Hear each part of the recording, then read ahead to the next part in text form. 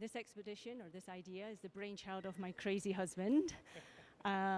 This was born about 6 years ago, wasn't it, Chris? Myself and Julie, we drove a 30 kilowatt hour Nissan Leaf, 80, 90 mile range from London to southern Siberia in Russia, 56 days. And that was an amazing adventure. That was 2017. It was to showcase long distance travel for EVs. And then we came back, Julie went back to work, and my brain decided to think about something else. I looked north, I looked south, and thought, pole to pole? Has anybody done that before? No, let's give it a go. Driving from pole to pole is an amazing expedition. It captures the hearts and imaginations of people. So that allows us to then travel to different projects and showcase what's going on in the world. So in Canada, we went to a mine who are using electric vehicles, trying to minimize their impact. We met an electric seaplane. When we go into South America, Central America, we're going to be looking at renewable energy, so wind, geothermal, hydro, and showcasing just these amazing projects that are going on in the world that'll help us transition from fossil fuels to clean renewable energy. Heat up the electronics of the car. I like to describe it as a mindful journey of hope and discovery. Is to showcase that there is hope out there, there are solutions out there, and it's also kind of to dispel the common myths of electric vehicles and their capabilities. And we're pushing the car through its limits. We are going through the harshest of terrains, the coldest of terrains. Minus 39, I think, is what the coldest we experienced up in the Arctic. And then we experienced plus 47 in the Arizonian desert. There's different road conditions, off-roading, etc. So we're really pushing the car to its limits and to demonstrate the true capability and reliability of electric vehicles. And we are living it and we're demonstrating it.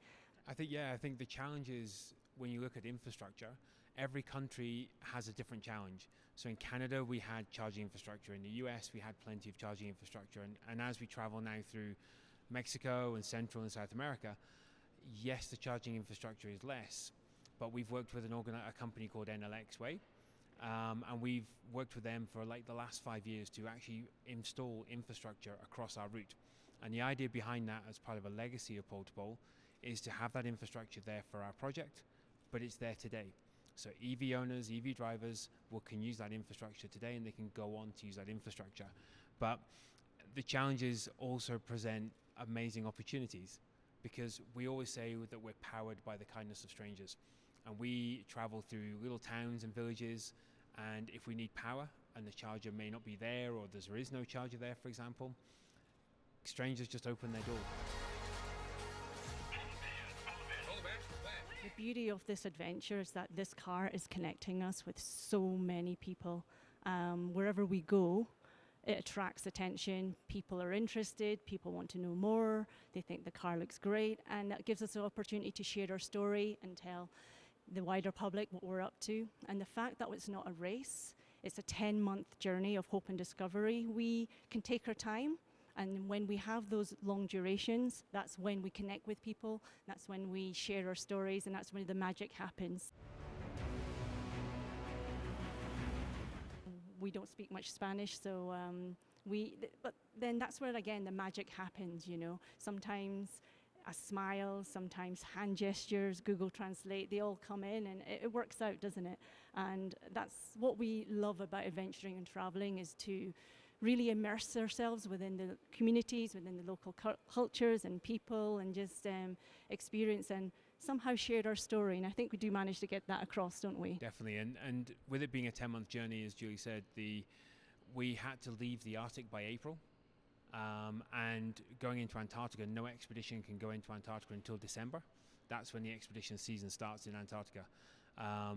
So we have to take 10 months. We're not taking 10 months because we're in an electric car. We're forced to take 10 months. But I think as we travel through Central and South America, the journey is going to be amazing, because it's different cultures, different people, different landscapes as we travel through, which is what I'm looking forward to. But I think the challenge we're going to have is when we go into Antarctica, because we've come into this nice warm weather. And our bodies have acclimatized to it now, and we have to get acclimatized again to Antarctica and minus 45, and we're going to be there for about a month. Yeah. So we've got to really prepare ourselves for that mentally. We just want to say to people out there that we're not trying to lecture you or tell you what to do. Just watch our expedition, follow us on social media at PolEV, and see how we get on. And just take a minute to think, if they can do this, if they can do something that's never been achieved before in history, and they're just an everyday couple, maybe an electric vehicle could work for me. Yeah, and also think about our planet as well and how fragile it is. And we all need to do a little bit to contribute to this climate crisis that we're facing. It is real, it is scary, and there are solutions out there, whether it be electric vehicles or whether it be bikes, cycling, walking, recycling, whatever little thing that you can do to make a change to help save our planet. That's all we ask, and we encourage you all to look at that and just be mindful of that.